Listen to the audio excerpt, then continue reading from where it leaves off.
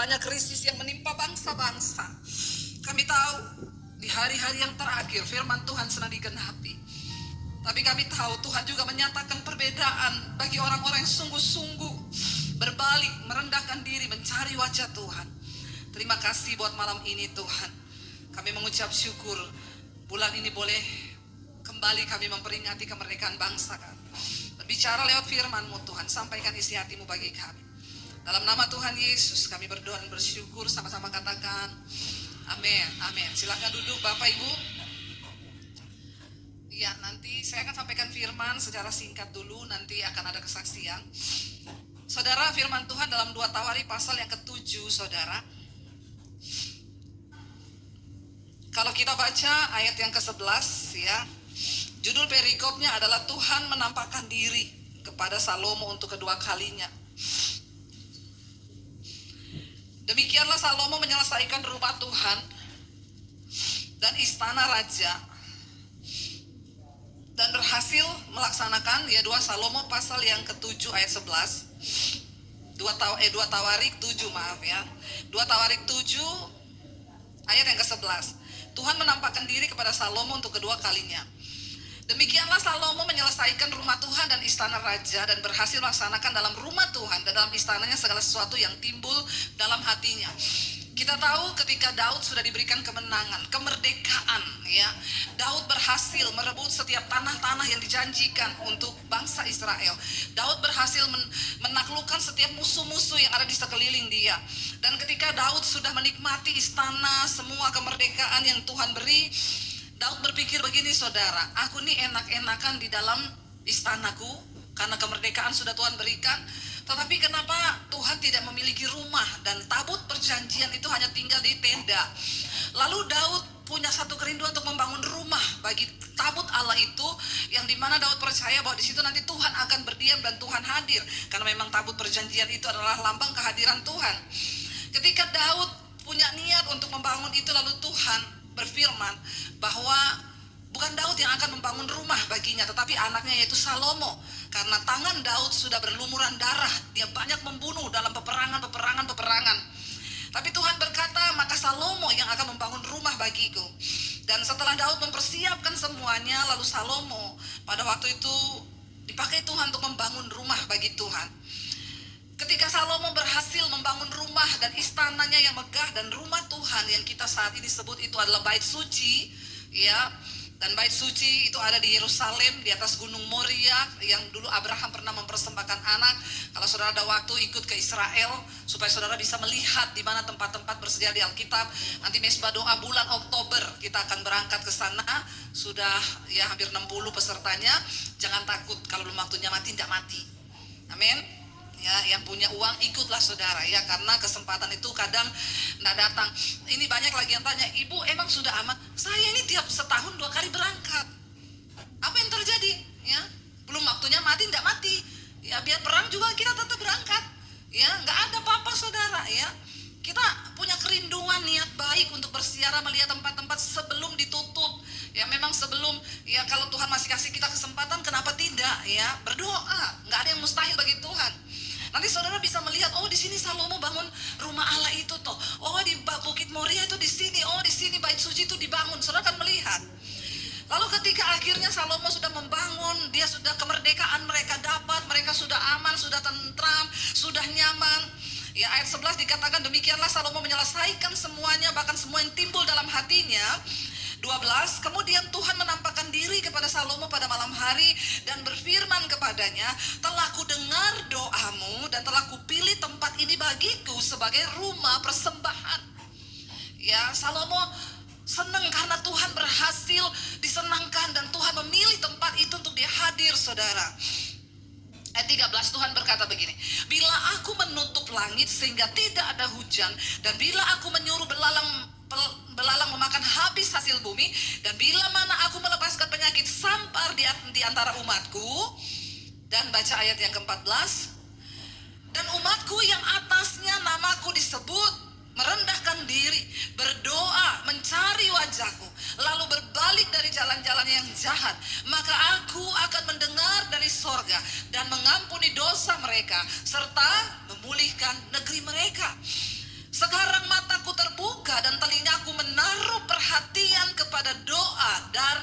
tempat ini. Saudara, ketika Salomo sudah menikmati segala hal yang baik, mereka sudah merdeka, tidak ada lagi musuh. Kenapa Tuhan memperingatkan ini, saudara?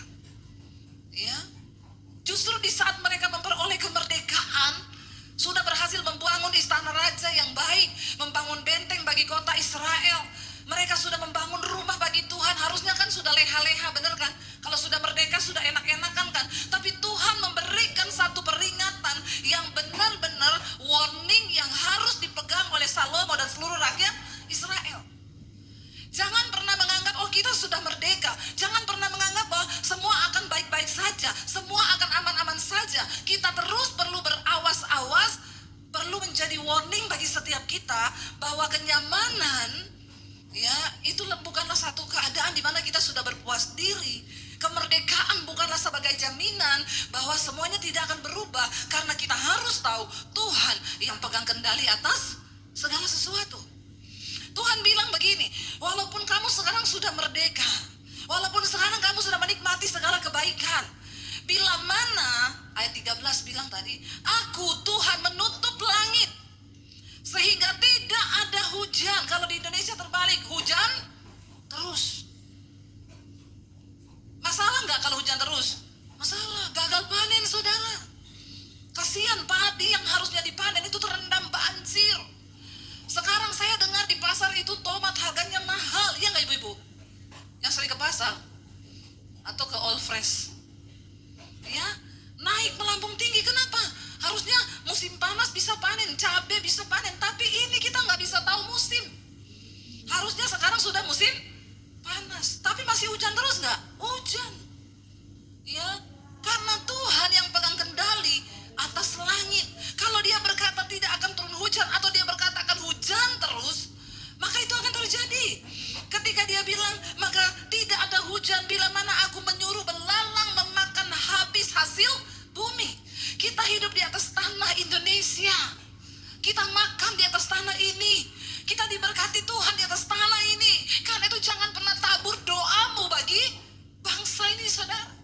Jangan pernah merasa sudah merdeka, semuanya sudah aman. Sesuatu bisa terjadi sewaktu-waktu kalau kita tidak berjaga-jaga di dalam doa.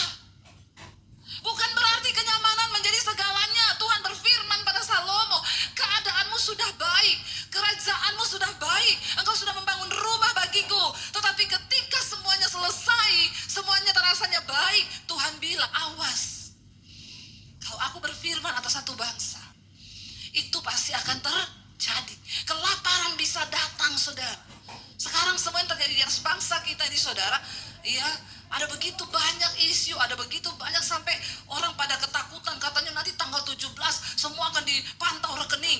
Ya, kalau yang punya puluhan miliar, ratusan miliar sakit kepala, ini yang nggak ada saldo juga ikut-ikutan bingung. Itu yang saya bingung, saudara. Ya, ada yang tanya, Bu, nanti kalau tanggal 17 kita rekeningnya dipantau. Saya tanya, Ibu ada berapa puluh miliar? 2 juta, nggak usah pusing. Ya, nggak ada yang perhatikan kalau cuma segitu, Bu. Yang bingung orang nggak ada duit juga ikut-ikutan pusing, saudara. Ya, karena memang lagi keadaannya begitu. Sekarang yang banyak duit bingung mau taruh duit di. Ada yang mau titip sama saya, boleh? Ya, pusing, orang banyak duit juga pusing. Makanya bersyukurlah kita yang pas. Sadar diri ya, kita puji Tuhan ya. Pas-pasan, saudara. Nggak usah pusing, nggak usah bingung. Kita percaya Tuhan yang pegang kendali. Ada ramalan yang muncul, melihat Indonesia penuh darah, penuh gini, tidak usah takut. Lakukan bagianmu. Tapi jangan merasa juga terlalu nyaman. Harus terus menangis buat bangsa ini. Tuhan beri peringatan kepada Salomo, walaupun kau sudah aman, sudah merdeka, sudah membangun istana, sudah membangun tembok atas Yerusalem, perlindungannya sudah kokoh, tapi Tuhan bilang, semua yang akan rancangan keburukan atas bangsamu itu bisa dihalau. Dengan cara apa? Ayat 14 bilang, ketika umatku yang atasnya namaku disebut, mereka merendahkan diri, berdoa dan mencari wajahku, lalu berbalik dari jalan-jalannya yang jahat, maka aku akan mendengar dari sorga dan mengampuni dosa mereka serta memulihkan negeri mereka. Kita perlu berdoa buat negeri ini, saudara. Ya, kemarin tadi pagi saya baca berita di Singapura kemarin ketangkap. Ya, rekening pencucian uang 38 triliun. Ditunjuk satu badan yang harus mengelola barang-barang sitaan itu. Ada tas Hermes, ada berlian, ada emas batangan, ada uang, saudara. Langsung ditunjuk satu perusahaan yang harus mengelola itu, uang-uang harus dilelang dan dikembalikan. Di luar negeri, di Indonesia, hasil sitaan korupsi itu ratusan bahkan ribuan triliun. Kemana, saudara? Memang Indonesia ini memang ya penuh nggak tahu keajaiban atau apa ya. Itu kalau dikumpul itu uang-uang, kita sih cuma melihat aja ya. Disita 300 triliun, 200 triliun, semua saudara. Ya, saya bilang sama suami, kemana itu uang itu ya? Coba kalau sudah dibagi-bagi sama rakyat, ya enggak? Mau enggak dapat? Mata duitan juga ya. Ya, uang hasil sitaan. Saudara, ya kita perlu berdoa buat bangsa ini. Supaya pemerintahnya enggak rakus uang. Dari bawah sampai atas itu, pokoknya saudara, ngeri nih roh cinta uang di atas bangsa kita ini. Gila, benar-benar luar biasa. Kita berdoa supaya dimulai dari para pejabat. Mereka punya roh yang takut akan Tuhan. Setidaknya takut Tuhan tuh loh. Bahwa satu saat juga dia akan mati gitu. Kalau dia mati tuh, uang mau dibawa kemana gitu. Ya, kita berdoa buat bangsa ini sungguh-sungguh, saudara. Indonesia ini kaya, tetapi selama ini ya kita harus sungguh-sungguh berdoa, ya, berdoa buat bangsa ini. Tuhan bilang apabila kita umatku yang atasnya namaku disebut merendahkan diri, berdoa mencari wajah Tuhan. Kita orang Kristen yang ada di atas bangsa ini harus rendah diri mencari wajah Tuhan, berbalik dari jalan kita yang jahat, maka Tuhan akan mendengarkan doa-doa dan seruan kita dan akan memulihkan negeri kita. Kita perlu campur tangan Tuhan. Kita perlu anugerah Tuhan buat bangsa ini. Kita perlu, saudara, anugerah yang sungguh-sungguh tercurah buat bangsa kita. Sebab ketika kita sungguh-sungguh berdoa, maka Tuhan memerdekakan. Lalu bagaimana kita orang Kristen ini hidup mengisi kemerdekaan? Setidaknya kita bertobat yuk, merendahkan diri, berbalik yuk. Ya, saya nih kerasa saya berdiri begini, saudara. Kenapa? Ya, karena untuk merebut kemerdekaan itu nggak rapi-rapi tuh. Biar terlihat agak ada perjuangan juga saya begini ya. Tadi ada jemaat yang bilang, Bu, itu kerahnya memang sengaja. Ya, merebut kemerdekaan itu enggak gampang. Ya, kita harus terlihat acak-acakan, saudara. Ya, kita bersyukur loh, kita enggak berjuang pakai bambu runcing lagi toh. Dulu para pahlawan yang mati karena orang ditindas, orang dijajah itu enggak enak.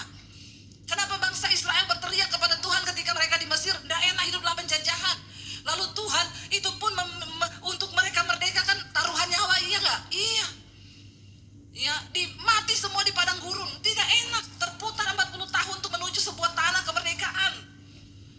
Nah, setelah kita ini merdeka, saudara, ya ayo kita orang Kristen dimulai dari kita aja lah. Ya, kita nggak usah sebut-sebut mereka yang ada di luar sana. Kita dulu yang atasnya nama Tuhan disebut. Kita nih orang Kristen, anak-anak Tuhan yang berdiri atas nama Tuhan di atas bangsa ini. Kita mulai dari kita yuk, bertobat. Karena kalau kita merendahkan diri bertobat, doa kita didengar. Bayangkan kalau kita ada berapa orang di sini, kita semua bertobat, doa kita didengar Tuhan. Wow, enggak? Ketika Sodom dan Gomora akan dibinasakan oleh Tuhan, Abraham bilang, Tuhan bagaimana kalau ada 50 orang benar di sana? Tuhan bilang, coba cari, ada nggak 50 orang benar? Nggak temu. 40 nggak ada, 30 nggak ada, 10 nggak ada. Ya, sampai 1 pun nggak ada. Cuma Lot sendiri. Akhirnya Tuhan bilang, ya sudah, binasakan kota itu. Karena tidak ditemui orang benar. Apapun rancangan iblis buat bangsa kita, kalau ada orang benar, Tuhan temui di atas bangsa ini. Doa kita diperhitungkan oleh Tuhan, saudara. Berdoa supaya terjadi hujan pertobatan di atas bangsa ini. Kita rasanya mau berteriak di atas bangsa ini, tapi bagaimana? Ya, doakan supaya saya jadi menteri. Lucu ya. Janganlah ya, menteri mesbah doa saja ya. Iya, saudara, kita nih, maka kita berdoa juga untuk para pejabat, mereka yang ada di pemerintahan anak-anak Tuhan. Nanti ini akan ada tayangan ucapan kemerdekaan dari para pejabat yang mereka juga jemaat Misbah Doa. Saya mintain, itu semua nanti jemaat Misbah Doa itu setia mereka. Jadi kita juga doakan mereka ini anak-anak Tuhan yang duduk di kursi kepemerintahan, supaya setidaknya dari mereka dulu ada roh takut akan Tuhan. Amin. Saya bersyukur saudara, ada yang namanya Pak Jaya Esmonong, itu dia bupati di Gunung Mas. Saya baru kali itu menemukan bupati yang lebih pendeta dari pendeta. Bupati. Waktu saya sama suami diundang ke sana, ya kami turun dari pesawat dijemput, ya Pak Bupati yang jemput kita naik mobil. Ibu, saya yang jemput ibu, saya nggak suruh ajudan, saya yang setir, Bu. Wih, puji Tuhan disetiri Bapak Bupati ini. Ya, jadi saya bisa perintah, Pak buka pintu, Pak tutup pintu. Ya, saya di atasnya bupati saudara. Lalu ketika kami makan siang, Pak Bupati, Ibu makan? Oh enggak Bu, kami masih puasa. Oh, puasa untuk apa? Intermittent buat kurus atau enggak Bu? Saya itu dapat penglihatan. Waduh, kita ya kalau semua para petinggi di bangsa ini, mereka jemaat Misbah Doa dari awal. Ya, kami ini Bu tiap pagi sambil jogging, pokoknya khotbah, mesbah syukur, mesbah doa tiap malam. Wah, saya luar biasa. Kenapa Bapak Ibu berdoa? Karena kemarin kami berdoa dapat penglihatan Bu, banyak polisi, terus ada BNN, ada yang pakai narkoba. Jadi sekarang kami lagi doa peperangan Bu untuk roh narkoba di atas kota kami ini. Wih, Pak Bupati. Saya bilang, Pak, belum tentu loh pendeta-pendeta di sini begitu, Pak. Tapi Bapak, lo kan luar biasa saudara kalau ada para pemimpin-pemimpin yang seperti itu. Waktu saya pergi ke sana, itu kami turun dari pesawat untuk dari Palangkaraya mau ke Gunung Mas itu saudara 5 jam naik mobil. Ya ampun, waktu pertama kali kami datang itu jalan, saya bilang, Pak Bupati, orang hamil ini pasti langsung melahirkan. Ya, itu jangan kudrak, saya tuh di atas mobil saudara. Wah, benar-benar pegangan itu, bisa keguguran tuh kalau hamil. Untung saya tidak hamil. Saudara, jadi Pak Bupati tuh bilang, iya Bu, ini karena apa? Ini para pengusaha kayu, tambang, itu mobil-mobilnya lewat sini. Mereka bikin hancur jalan. Nah ini saya tahan Bu. Saya balik kemarin, sudah mulus aspalnya. Bagaimana caranya? Kan mereka nggak mau taat. Saya turun Bu, saya turun malam-malam. Saya suruh polisi turun, dibayar polisi, mereka tetap lewat, tapi mereka nggak mau ikut nyumbang untuk bangun jalan. Jadi saya tahan tuh mobil-mobil, nggak boleh beroperasi. Ini mobilnya saya tilang, saudara nanti bisa lihat di Instagramnya. Dia angkat di situ semua, dia punya. Kita perlu berdoa di sebangsa ini ada anak-anak Tuhan yang takut Tuhan. Kita berdoa para pejabat-pejabat ini yang dipakai Tuhan untuk menjadi alat Tuhan di kursi kepemerintahan, supaya mereka juga bisa menjadi contoh dan teladan. Ya, saya melihat saudara, kalau semua, saya bilang, Pak, kalau Indonesia di semua pemimpinnya seperti Bapak, aduh, saya tidak tahu sudah terangkat ini Indonesia ini ke surga. Ya, luar biasa ini para pemimpinnya begini. Dia undang saya untuk pendalaman iman bagi ASN. Hampir 1000 ASN yang Kristen dikumpulin saudara. Pokoknya motonya tidak boleh selingkuh, tidak boleh korupsi, tidak boleh narkoba, ya tidak boleh apalagi merokok. Jadi itu, ya pokoknya ASN-nya itu tidak boleh kedapatan itu. Saya mengucap syukur ada anak Tuhan yang duduk di kursi pemerintahan, yang masih berdiri di atas kebenaran, masih puasa, masih berdoa. Saudara, kita rindu Indonesia ini bisa punya orang-orang yang takut Tuhan. Ya, tidak salah orang Kristen duduk di pemerintahan itu, tidak salah. Cuma yang jadi salah itu dia pilkada sama pilkabe. Ya, kalau pilkabe lupa jadi, kalau pilkada sudah jadi lupa janji-janjinya. Biar anak Tuhan juga seringkali begitu. Makanya kita perlu berdoa supaya ada anak-anak Tuhan yang memang hidup benar, yang Tuhan taruh mereka itu duduk di kursi-kursi pemerintahan, supaya apa yang mereka buat di sana benar-benar menjadi contoh dan teladan.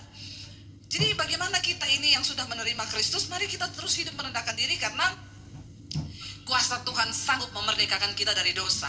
Nah, kita akan mendengarkan kesaksian dari jemaat Misbah Doa. Saya undang Ibu Kristina. Tadi mana Ibu? Silakan maju ke depan Ibu Kristina yang merasa namanya saya sebut.